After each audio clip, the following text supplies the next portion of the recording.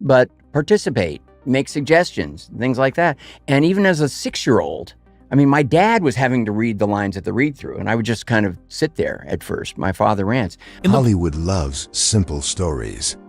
It tells us that success belongs to the loudest voices, the strongest egos, and the people willing to crush others to reach the top. And yet, Ron Howard somehow broke every rule. For more than 6 decades, he survived. An industry built on chaos, arrogance, and emotional landmines without becoming feared, bitter, or cruel. Known to the world as the polite red-haired kid from the Andy Griffith Show, Howard quietly became one of the most powerful and respected directors in Hollywood history. But here's what no one tells you. That calm smile wasn't born from comfort. It was forged in pressure. Behind the scenes, Ron Howard faced cold indifference, towering egos, explosive tempers, and moments that could have broken far louder personalities. As a child, he learned that kindness could be ignored. As a director, he discovered that talent often comes with chaos. Every step forward required patience, restraint, and a choice not to become what Hollywood rewards. Ron Howard didn't rise by overpowering others. He rose by surviving them. And the truth about what he endured will completely change how you see both his career and Hollywood itself. As a child actor in Mayberry, Howard's first harsh lesson came from Frances Bavier, the woman America adored as Aunt Bee. On screen, she represented warmth and comfort. Off-screen, she was distant, cold, and emotionally unreachable. Bavier was a classically trained stage actress who never accepted that her legacy would be tied to a rural sitcom. While the rest of the cast laughed and bonded, she kept her distance, openly resenting the casual tone of the set. For a young Ron Howard, the disconnect was confusing and painful. He learned early that Hollywood warmth is often an illusion, and that on-screen family rarely means real affection behind the camera. That lesson deepened when Howard encountered Yul Brynner on the set of The Journey. Howard was just 5 years old, but he immediately felt the weight of Brynner's presence. Brynner didn't simply act like a star, he ruled like one. Crew members fell silent when he entered a room. Fear followed him everywhere. This was the golden age hierarchy at its peak, where stars were treated like untouchable kings. For Howard, it was terrifying but unforgettable. He watched how intimidation replaced collaboration and how creativity shrank under fear. Years later, as a director, Howard would build sets that were the complete opposite: open, calm, and human, shaped directly by what he saw in BRYNNER. By the early 1980s, Howard had moved behind the camera, directing Night Shift, his first major feature. That's where he faced a very different challenge in Shelley Long. Long wasn't explosive or cruel. She was brilliant, analytical, and relentlessly perfectionistic.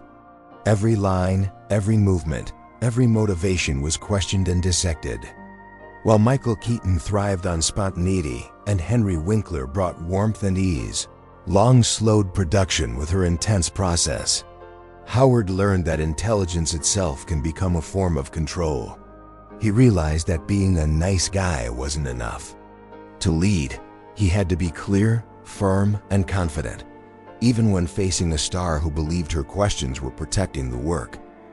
That confidence was truly tested when Howard teamed up with Russell Crowe on A Beautiful Mind. Crowe arrived with a reputation for volatility, intensity, and total commitment. He didn't perform characters, he inhabited them. He debated endlessly, challenged decisions, and pushed emotional and logistical limits. The tension was constant. But Howard eventually saw the difference between ego and obsession. Crowe's demands weren't about control, they were about truth. When Crowe insisted on shooting scenes in chronological order to reflect John Nash's mental unraveling, Howard made a rare pivot. He adapted. That choice transformed conflict into collaboration, proving that sometimes greatness is forged through friction. Not all challenges came from genius. Some came from heartbreak. Tom Sizemore, once one of Hollywood's most promising tough guy actors, became a symbol of instability and loss. Addiction made reliability impossible. For Howard, who saw film sets as sacred collaborations involving hundreds of people, this was devastating. The tension wasn't about attitude, it was about absence. Would Sizemore show up? Would he be present? Howard learned a painful truth. Kindness cannot fix everything. At some point, protecting the collective work matters more than saving one person from their demons.